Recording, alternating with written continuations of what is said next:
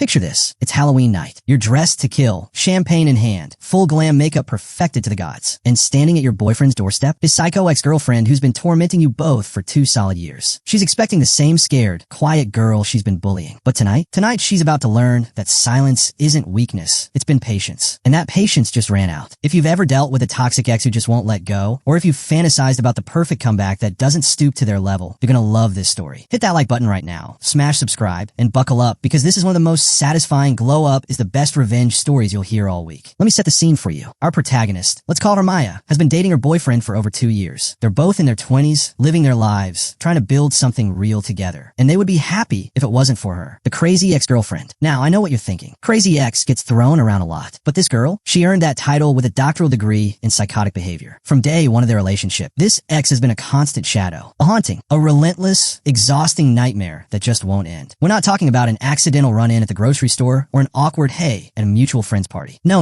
This is calculated. This is intentional. This is harassment with a smile that let's rewind to last Halloween. Maya and her boyfriend are at his parents' house. A tradition, a safe space, somewhere they should feel comfortable and happy. It's Halloween, for crying out loud. A night for fun, candy, costumes, and spooky decorations. And then the doorbell rings, his parents answer. And standing there with the audacity of someone who truly believes the world revolves around them is the ex-girlfriend. But here's the thing. She's not dressed up. No costume. No Halloween spirit. Just regular clothes. And she's not alone. She's brought her entire squad. A bunch of 20-something-year-olds who clearly have nothing better to do with their lives. They all stand there, big smirks plaster across their faces, and say in unison, trick or treat. No bags for candy. No kids in tow. No legitimate reason to be there. Just pure, unadulterated pettiness. A power move designed to say, I can invade your space whenever I want, and you can't stop me. Maya's blood boiled. Her boyfriend's jaw clenched. His parents looked confused and uncomfortable. But they didn't do anything. They just let it happen. Handed out some candy to avoid a scene, and closed the door. And the ex? She walked away victorious. Again. But here's what makes this truly maddening. Halloween wasn't an isolated incident. It was just one entry in a very long, very exhausting encyclopedia of crazy. This girl has been playing psychological warfare for 2 straight years. Little jabs, constant reminders that she exists, random pop-ups designed to destabilize their relationship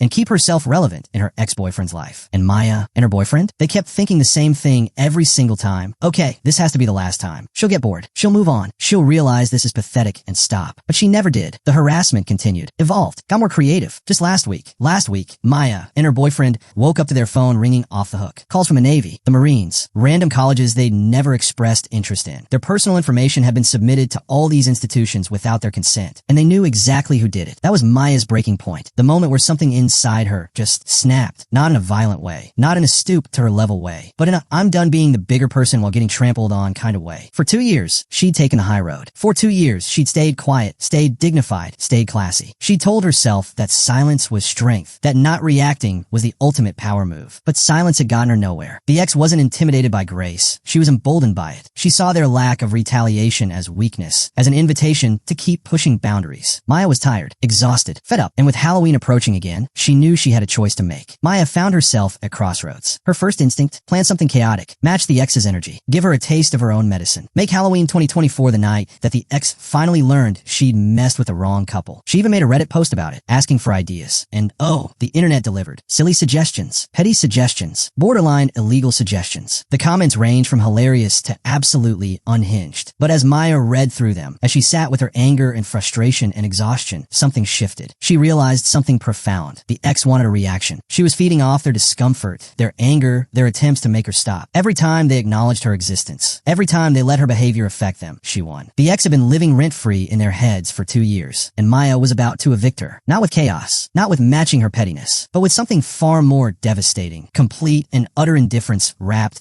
in absolute confidence. Halloween at her boyfriend's house was tradition. Maya wasn't going to hide. She wasn't going to avoid the holiday or let this psycho steal her joy. But she also wasn't going to give her the satisfaction of seeing that she'd gotten under her skin as Maya made a decision. A beautiful, brilliant, simple decision. She was going to look absolutely stunning. Not for the ex, for herself, for her boyfriend, for the sheer pleasure of feeling confident and gorgeous and untouchable. She planned her Halloween costume, something sexy, something that made her feel like the main character in her own life. She booked her makeup appointment, planning full glam. The works: foundation, contour, highlight, dramatic eyes, perfect lips. The kind of makeup that makes you feel like you could conquer nations. She picked out the perfect outfit, something that hugged every curve, that made her feel feel powerful and desirable and completely in control. And she decided on one final touch, champagne, because nothing says your petty games don't touch me quite like casually sipping champagne while looking like an absolute goddess. When Halloween finally arrived, Maya took her time getting ready. Every brushstroke of makeup was intentional. Every adjustment of her costume was precise. She looked in the mirror and saw someone who had been through hell for 2 years and came out the other side not bitter, not broken, but better. Her boyfriend couldn't take his eyes off her. His family complimented her. She felt amazing, confident, untouchable. And then, right on schedule, the doorbell rang. Maya's heart did skip a beat. She's human, after all. But this time it wasn't fear. It wasn't anxiety. It was anticipation. She grabbed her champagne flute, made sure her hair was perfect,